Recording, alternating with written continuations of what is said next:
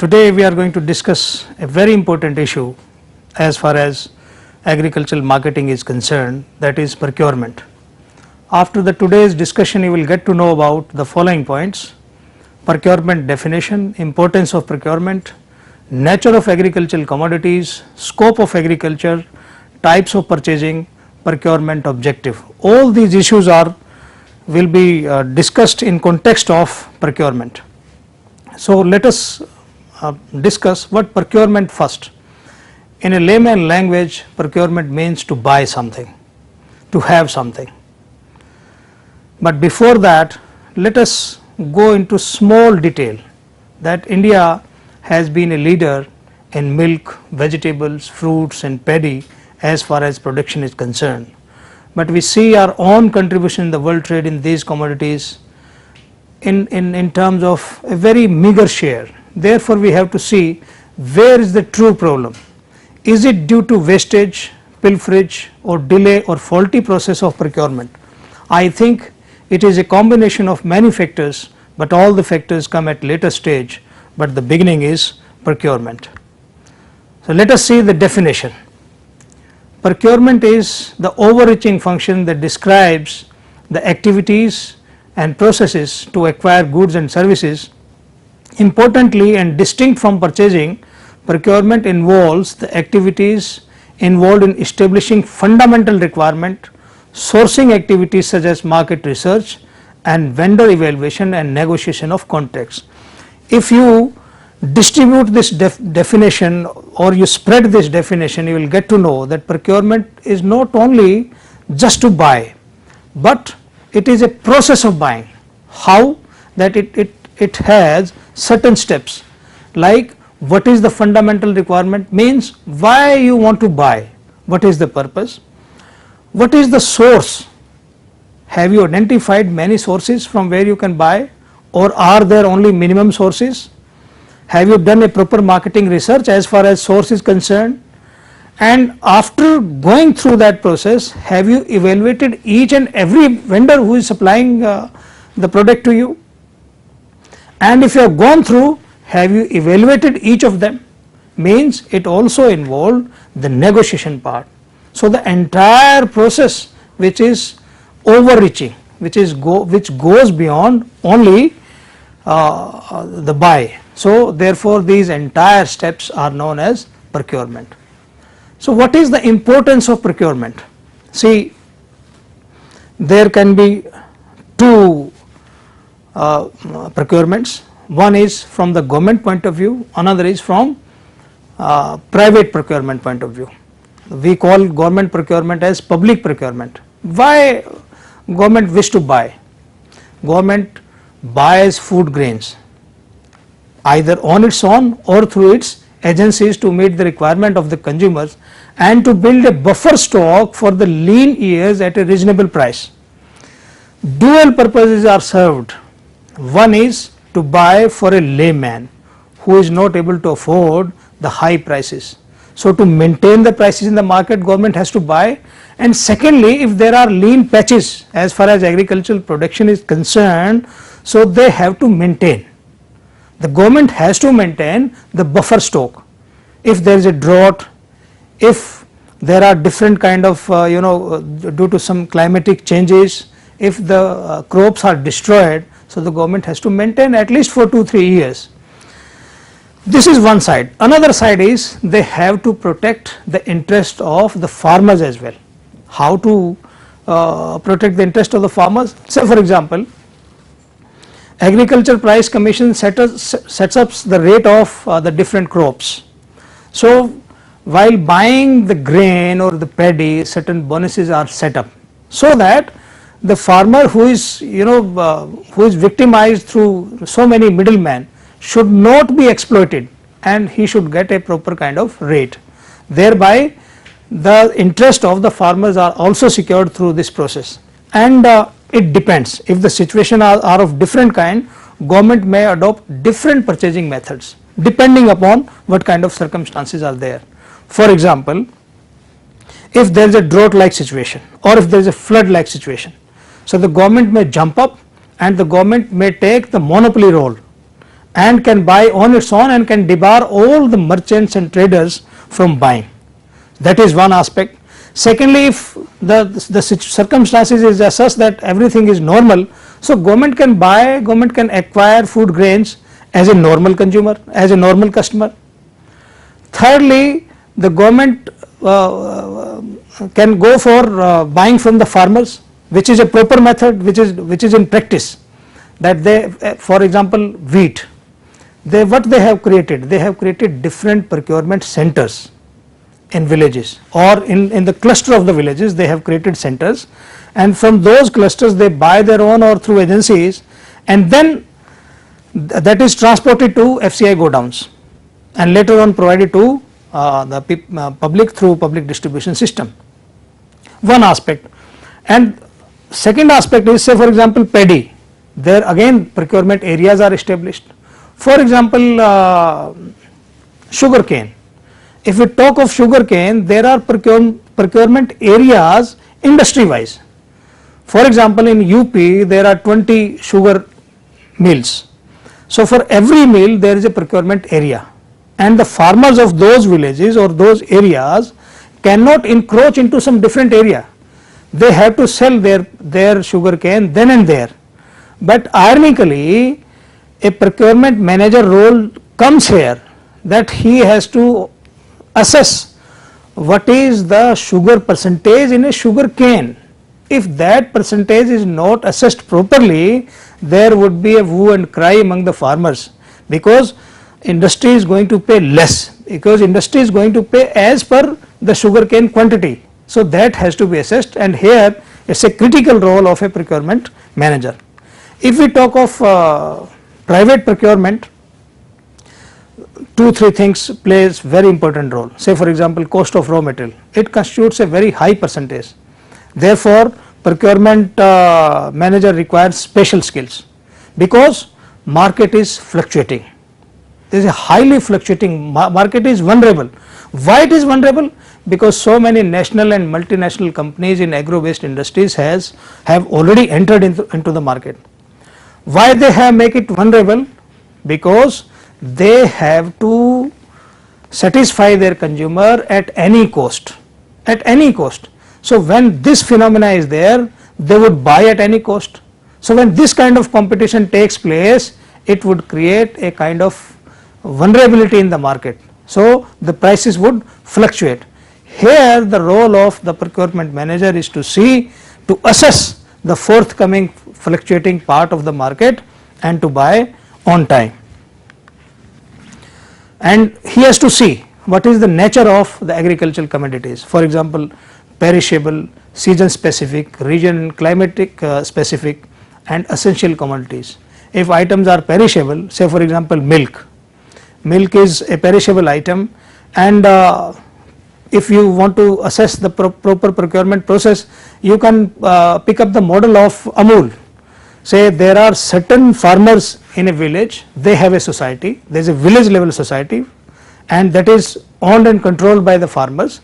Then there is a district level society, that is also farmers are involved into that, consumers are involved into that. Then there is a state level society, again farmers are associated with that. So procurement is no problem, because owners are associated with that. Then later on, for byproducts of certain milk, that is handed over to professional people.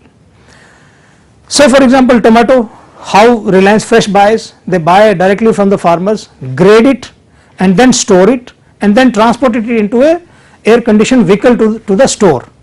So there are 4-5 steps. So a procurement manager has to be very careful. Season specific, right? If you want to procure wheat, when to procure, you have to assess that wheat is sown in the month of October, November, and it is ripe, it is ready in the month of April. So from November to April, you have to assess how much acre, what is the expected quantity, so that you are able to assess what would be the expected price, so that, and you expect what would be your demand, and as per your demand you are able to store. And then region and climate specific. If you are in the business of apples, you have to see what are the regions. If you are in the business of tea, you have to see where the tea gardens are.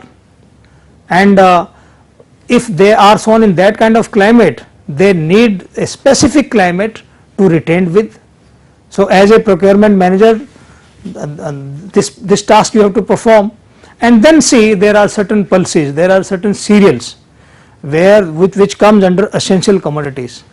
So, as a procurement manager, you have to see what is the nature of agri commodities, what is the place of production, what is the location of mandis, what price fluctuations are there, and particularly you have to be very careful when it comes to government policies and regulations for, especially for essential commodities, because if you do not know, your firm can be forbidden for businesses.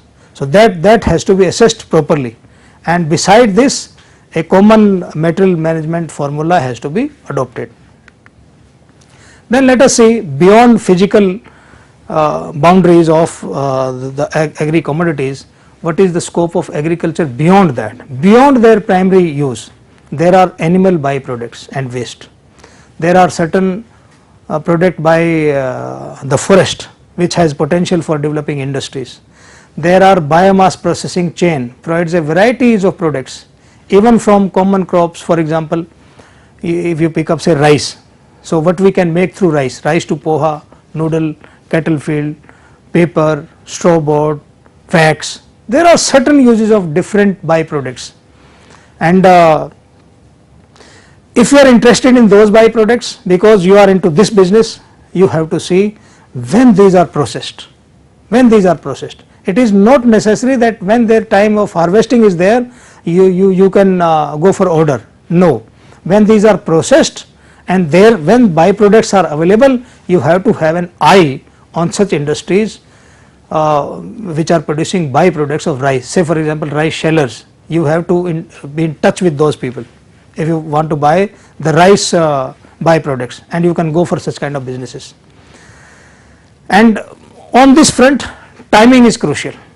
Timing is very crucial besides the basic principles of material management.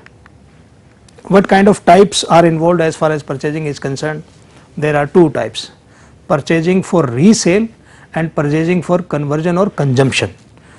What is there in purchasing for resale? Small traders, speculators all buy, small traders for little profit, speculators buy for they hoard and they wait that when the proper time is and when prices are high, say they sell, and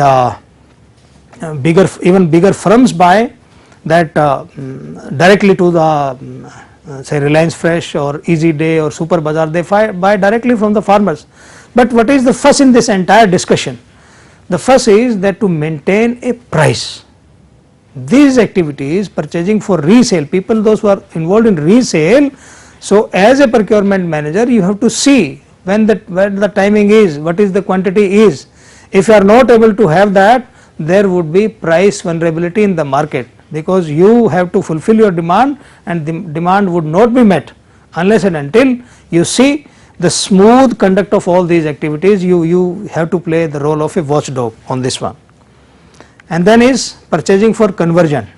Now, if you are involved into this, converting the material into different finished or semi-finished product for further processing, a company confronts many issues: which commodity, which raw material is to be purchased, which raw material from the open mandi, how much quantity to get, from where to buy, like through contract of farmers, through cooperatives, groups or associations. Now, why do we do it? Say for example, if the rate of tomato is 50 rupees per kg, nobody would like to sell you, they would like to sell directly in the market. But if the rate is rupees 2 per kg, so everybody would be talking to the firms who are making finished products like sauce. So, 2 rupees and 50 rupees would create lots of difference. So, the firm which are involved in conversion or consumption try to see that what is the right timing, what is the right price. So, there is a major role of the procurement manager. Then what could be the procurement objective?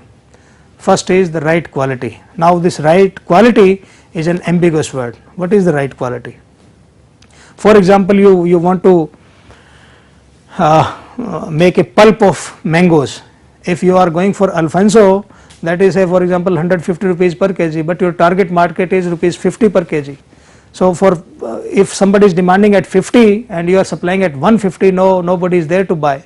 So you have to have the value assessment, that who is my segment and what he needs and how I am going to fulfill his requirement. So as per the requirement, good condition, good time and in a good shape, if the product is provided, that is the right quality. Otherwise there is no term, there is no end to the quality. Then what is right quantity? What is your plant capacity and what is your total demand? If your firm is, if your plant is producing below your plant capacity, you are running in losses. That is not the proper utilization. If it is over, then you have not assessed the demand properly. So the right quantity is when your plant capacity is proper and you are meeting the total demand.